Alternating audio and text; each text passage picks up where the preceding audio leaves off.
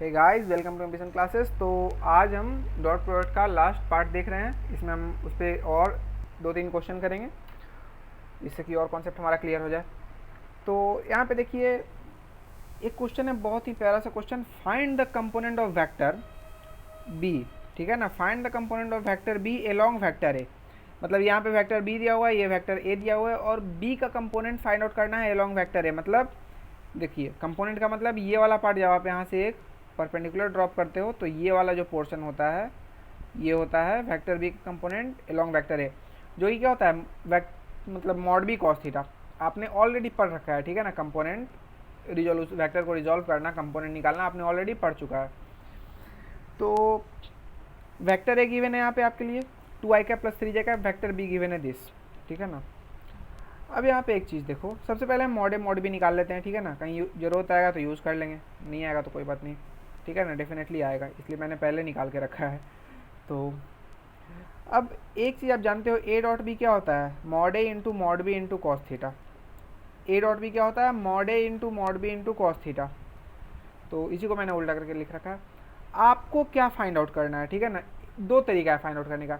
एक तरीका तो ये है कि पहले दोनों के बीच की एंगल फाइंड आउट कर लो। आप जानते हो डॉट प्रोडक्ट का यूज़ करके कैसे एंगल फाइंड आउट करते हैं, और मॉड भी आपने फाइंड आउट कर ही रखा है, तो सीधा मल्टीप्लाई कर दो, एंगल मिल जाए तो मॉड बी और कॉस थीटा को मल्टीप्लाई कर दो। दूसरा तरीका कि बिना एंगल निकाले, ठीक है ना, स्लाइट मतलब थोड़ा सा बेहतर है, ठीक है ना। वो भी सही है, एंगल निकाल के वो भी ऑलमोस्ट सही है, बट यहाँ पे देखो थोड़ा सा और स्मार्टली हम क्या करते हैं। हमें क्या है, कॉस थीटा की ज़रूरत है, हमें मॉड बी कॉस थीटा चाहिए।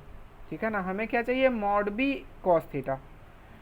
और यहाँ पे ध्यान से देखो, यहाँ पे एक जगह है मॉड बी कॉस थीटा। मतलब अगर हम मॉड ए को इधर डिवाइड कर दें तो हमारे पास एलएचएस में क्या बचेगा, मॉड बी कॉस थीटा। और मॉड बी कॉस थीटा का वैल्यू क्या है, vector A dot vector B divided by mod A. ठीक है, अब हम क्या करते हैं कि ए डॉट बी निकाल लेते हैं आई जे वाले मेथड से। ठीक है ना, तो ये आ गया ए डॉट बी 5। आप जानते हो कैसे निकालते हैं ये। और मॉड ए हमने ऑलरेडी निकाल रखा है कितना, 13। तो यहाँ पे ऊपर में 5 रख दो और नीचे में 13 रख दो मॉड ए की जगह। आ गया आपका मॉड बी कॉस थीटा का value. Component of vector B along vector A is mod B cos theta, और ये आ गया आपका 5/√13। ठीक है ना। तो ये अभी कंप्लीट आंसर नहीं आया। देखो यहाँ पे क्या था, find the component of vector B along vector A in vector form. ठीक है ना, तो ये जो आया है ये एक स्केलर फॉर्म में आया है। ये आपने इस वेक्टर का मैग्नीट्यूड बताया। ठीक है ना, ये जो भी वेक्टर ए था, जो भी ये वेक्टर ए रहा होगा, इसके अलोंग क्या मैग्नीट्यूड है ये बताया। ये वेक्टर फॉर्म में पूछा है कि ये वेक्टर फॉर्म में बताओ। ठीक है, तो 80% काम तो हो गया। अब मैं आपको यूनिट वेक्टर के पास लेके चल रहा हूँ। देखो कैसे टॉपिक जो है वो कोरिलेट होते हैं। ठीक है ना, और ऐसे ही दो टॉपिक को मिला के हमेशा जेई क्वेश्चन पूछेगा आपसे। तो यहाँ पे देखो, vector B along vector A in vector form. तो कोई भी यूनिट वेक्टर को हम कैसे निकालते हैं, वेक्टर ए बाई मॉड ए। अच्छा, यूनिट वेक्टर हम क्यों निकाल रहे हैं, सबसे पहले ये बात तो देखिए भैया, हमें इस डायरेक्शन में एक वेक्टर चाहिए, कितने मैग्नीट्यूड का, इतने मैग्नीट्यूड का। ठीक है ना, इतने मैग्नीट्यूड का हमें वेक्टर चाहिए। कौन से डायरेक्शन में, इस वेक्टर ए के डायरेक्शन में। क्या तरीका है कि अगर हमें एक यूनिट वेक्टर मिल जाए इस डायरेक्शन में, तो उस यूनिट वेक्टर में हम क्या मल्टीप्लाई कर देंगे, 5/√13। और वो जो मल्टीप्लाई करने के बाद जो नया वेक्टर फॉर्म होगा वही हमारा वेक्टर होगा, जिसका मैग्नीट्यूड 5/√13 होगा, और डायरेक्शन क्या होगा, ये ए का डायरेक्शन होगा। तो बेसिकली हमें एक यूनिट वेक्टर चाहिए जिसमें हम ये 5/√13 मल्टीप्लाई कर सकें। देखो, यूनिट वेक्टर ए के डायरेक्शन में कैसे निकालेंगे, तो वेक्टर ए बाई मॉड ए हमने ऑलरेडी करा रखा है। वेक्टर ए बाई मॉड ए करेंगे तो ये ए कैप जो हमें मिलेगा, ए कैप ये आ जाएगा 2/√13 I cap plus 3/√13 J cap. अब vector B along vector in vector form को क्या लिखेंगे, mod B cos theta into A cap. तो मॉड बी कॉस थीटा कितना है, 5/√13 into A cap. A cap जो भी आया है वो हमने उठा के यहाँ लिख दिया, ए कैप। इसी को थोड़ा सिंप्लीफाई करोगे तो ये आ जाएगा 10/13 आई कैप प्लस 5/13 जे कैप। तो ये हमारा मिल गया, यही वाला वेक्टर लिखा है। ठीक है ना, ये यही वाला वेक्टर लिखा है वेक्टर फॉर्म में। ठीक है, इसका डायरेक्शन वही है जो वेक्टर ए का डायरेक्शन है, और मैग्नीट्यूड इसका कितना है, 5/√13। आप चाहो तो मैग्नीट्यूड निकाल के देख लो। ठीक है, और डायरेक्शन भी निकाल के देख लो, ये वेक्टर ए के पैरेलल आ जाएगा। खैर, तो ये क्वेश्चन कैसे हुआ आपने देख लिया। ठीक है ना, एक अच्छा क्वेश्चन था। Good question. अगले क्वेश्चन की तरफ बढ़ते हैं। तो अगला क्वेश्चन दे रखा है, if vector A, vector B and vector C are non zero coplanar vectors. यहाँ पे एक एक शब्द पे ध्यान दो। नॉन जीरो मतलब ना मॉड सी जीरो है, ना मॉड बी जीरो है और ना मॉड ए जीरो है, किसी का मैग्नीट्यूड जीरो नहीं है, तीनों नॉन जीरो है। और क्या है, कोप्लेनर वेक्टर मतलब तीनों एक ही प्लेन में लाई कर रहा है, ठीक है ना। सच दैट, अब इसमें कुछ रिलेशन दे रखा है, ए डॉट बी और बी डॉट सी क्या है, ज़ीरो। अब मैंने आपको बताया कि दो वेक्टर का डॉट प्रोडक्ट ज़ीरो हो। देखो एक बात बताओ, ए डॉट बी क्या होता है, दो वेक्टर का dot product, mod A into mod B into cos theta. अब ए डॉट बी जीरो है, दो वेक्टर का डॉट प्रोडक्ट जीरो है, इसका क्या क्या कारण हो सकता है। एक कारण हो सकता है कि मॉड ए जीरो हो जाए, दूसरा कारण हो सकता है कि मॉड बी जीरो हो जाए और तीसरा कारण हो सकता है कि कॉस थीटा का वैल्यू जीरो हो जाए, ठीक है। अब यहाँ पे कौन से कारण की वजह से ए डॉट बी या फिर बी डॉट सी जीरो हुआ होगा। देखो ऑलरेडी दे रखा है नॉन जीरो फैक्टर, मतलब ना तो मॉड ए जीरो है, ना मॉड बी जीरो है, ना मॉड सी जीरो है। तो यहाँ पे कोई भी वेक्टर का मैग्नीट्यूड जीरो नहीं है, ये सब नॉन जीरो है। तो दो वेक्टर के डॉट प्रोडक्ट को जीरो होने का सिर्फ और सिर्फ क्या कारण रहा होगा कि कॉस थीटा का वैल्यू जीरो हो, और कॉस थीटा का वैल्यू जीरो हो, इसका मतलब थीटा क्या रहा होगा, 90। तो इस केस में डॉट प्रोडक्ट जीरो है, इसका मतलब कि इन दोनों के बीच की एंगल कितनी है, 90 डिग्री। उसी तरह बी डॉट सी के बीच की एंगल कितनी है, 90 डिग्री, ठीक है ना। तो हमें क्या पता चला, ए डॉट बी के बीच की एंगल 90 डिग्री है। ये जो स्टेटमेंट है, ठीक है ना, ये जो फोटो है, इस फोटो से हमने अपने स्मार्टनेस से ये एक कंक्लूजन निकाला कि ए डॉट बी, सॉरी ए और वेक्टर ए और वेक्टर बी के बीच की जो एंगल है वो 90 डिग्री है, वेक्टर बी और वेक्टर सी के बीच की जो एंगल है वो भी 90 डिग्री है। अब हमसे पूछा गया है value of vector A dot vector C, ठीक है। तो यहाँ पे देखो यही लिख रखा है, vector A dot vector B zero means vector A and vector B are perpendicular, ठीक है ना। और ये कब हम कह रहे हैं, जब ए और बी नॉन जीरो है। पता चला कि ए कोई एक जीरो है, तब आप ये नहीं कह सकते कि ए और बी परपेंडिकुलर है, ठीक है ना। जब दोनों का दोनों नॉन जीरो हो, वेक्टर ए और वेक्टर बी दोनों, और उनका डॉट प्रोडक्ट जीरो आ रहा हो, तब आप कहना कि वेक्टर ए और वेक्टर बी दोनों क्या है, परपेंडिकुलर है। नहीं तो लोग याद कर लेते हैं, ठीक है ना, बच्चे, उनका मतलब मैंने देखा है वो याद कर लेते हैं कि ए डॉट बी जीरो कब होता है, जब दोनों के बीच की एंगल 90 डिग्री हो। बेवकूफ़ों, अगर मॉड ए भी जीरो हो जाए ना तो vector A dot B zero हो जाएगा। चलो खैर, अब आप समझ गए आई होप। तो ए और बी के बीच की एंगल 90 डिग्री है, मतलब ए कुछ ऐसा रहा होगा तो बी कुछ उसके परपेंडिकुलर रहा होगा। उसी तरह बी और सी के बीच की एंगल भी 90 डिग्री है।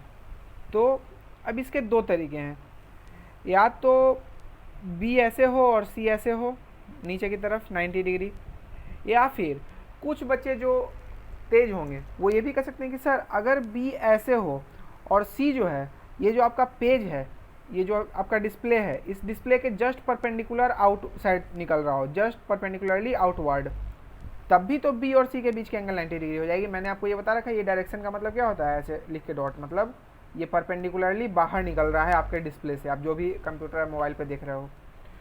तो ए और बी के बीच की एंगल 90 डिग्री है, और यहाँ पे भी देखो बी और सी के बीच की एंगल 90 डिग्री है। तो ये भी तो केस पॉसिबल हो सकता है। तो मैं कहूँगा कि देखो क्वेश्चन को थोड़ा सा और ज़्यादा ध्यान से पढ़ो। क्वेश्चन में क्या दे रखा है, ए बी और सी क्या हैं, को प्लेनर वेक्टर्स, मतलब तीनों एक ही प्लेन में लाई कर रहे हैं। तो इन दोनों में से कहाँ ऐसा जगह है जहाँ पे तीनों वेक्टर सेम प्लेन में लाई कर रहे हैं। अंधा भी बता देगा, ये यहाँ पे तीनों वेक्टर सेम प्लेन में लाई कर रहे हैं, वो जो कि पेज का एक प्लेन है, जो आपके डिस्प्ले का प्लेन है, ठीक है ना। यहाँ पे ये तीनों वेक्टर जो हैं, वेक्टर सी, वेक्टर बी और वेक्टर ए, सेम प्लेन में लाई नहीं कर रहे हैं।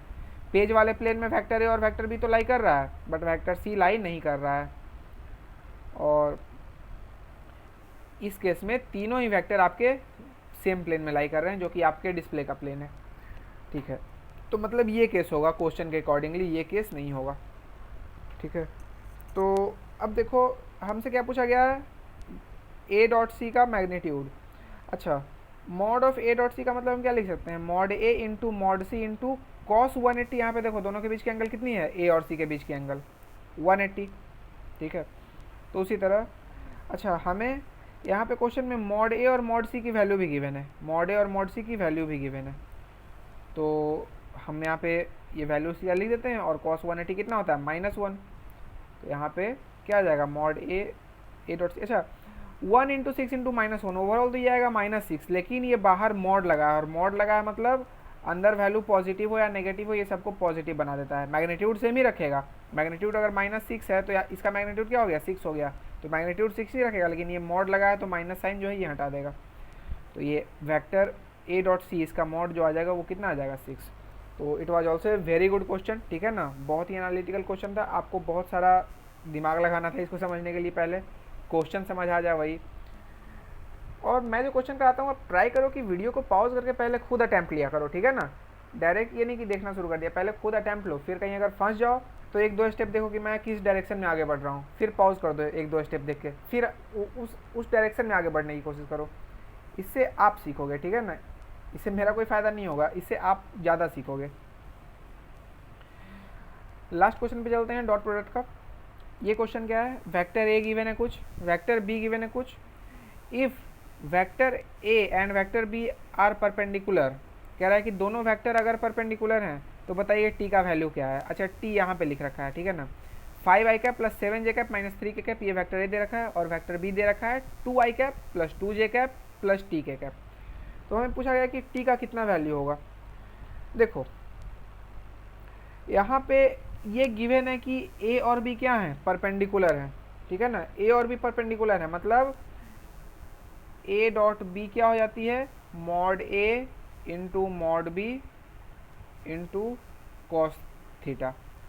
यहाँ पे क्या गिवन है कि ए और बी दोनों परपेंडिकुलर है, मतलब थीटा कितनी होगी यहाँ पे 90 डिग्री होगी, और थीटा 90 डिग्री होगी तो ए डॉट बी को हम क्या कह सकते हैं, सीधा कह सकते हैं कि ए डॉट बी 0 हो जाएगा, ठीक है ना। अब कुछ बेवकूफ़ लोग कहेंगे कि सर आपने तो बोला कि मॉड ए और मॉड बी को भी चेक करेंगे। अरे बेवकूफ़, मैंने ये बोला कि अगर ये गिवन है कि ए डॉट बी 0 है तब हम ये गारंटी नहीं ले सकते हैं कि थीटा 90 होगा, बट अगर ये गिवन है कि थीटा 90 है तो ये 0 हो या ना हो, मॉड ए 0 हो या ना हो, ओवरऑल क्या हो जाएगा, 0 हो जाएगा, ठीक है ना। मतलब अगर ए डॉट बी 0 गिवन है, ये पहले से ऑलरेडी गिवन है, तब हम इस कंक्लूजन पे डायरेक्ट नहीं पहुंच सकते हैं कि थीटा 90 है, ठीक है ना। लेकिन अगर ये गिवन है कि थीटा 90 है तो हम डायरेक्ट इस कंक्लूजन पे पहुंच सकते हैं कि ए डॉट बी डेफिनेटली 0 होगा। हमें ये चेक करने की ज़रूरत नहीं कि मॉड ए 0 है या मॉड ये 0 हो या 0 ना हो, हमें क्या मतलब, ठीक है ना। तो A dot B I hope कि समझ में आ रहा हो। तो ए डॉट बी जैसे ही दे रखा है कि ये ए और बी दोनों परपेंडिकुलर है, हम सीधा ये कह सकते हैं कि ए डॉट बी डेफिनेटली 0 होगा, ठीक है ना, ब्रह्मा भी से रोक नहीं सकते हैं 0 होने से, क्योंकि ये दोनों परपेंडिकुलर है। तो इसे अब क्या लिख सकते हैं, ए डॉट बी निकाल लो आई जे के वाले फार्मूला से, 5 को मल्टीप्लाई कर दो 2 से, 7 को मल्टीप्लाई कर दो 2 से, और -3 को मल्टीप्लाई कर दो टी से, ठीक है ना, -3 को मल्टीप्लाई कर दो टी से। तो बस एक इक्वेशन मिल गया, और इसको इक्वेट कर दो 0 से। ए डॉट बी को हमने ऐसा कुछ लिख दिया और राइट साइड में 0 को एज इट इज लिख दिया। तो ये क्या आ गया, 10 + 14 = 3t, टी आ गया आपका 8, बहुत ही आसानी से आ गया, ठीक है ना। तो ऐसे क्वेश्चन आपसे पूछे जा सकते हैं एग्जाम में, और आप और भी क्वेश्चन बनाओ, और डाउट हो तो आप पूछ सकते हो, जानते ही हो प्लेटफॉर्म पूछने का। तो आज के लिए बस इतना ही, बाकी मिलते हैं फिर नेक्स्ट क्लास में। Thank you.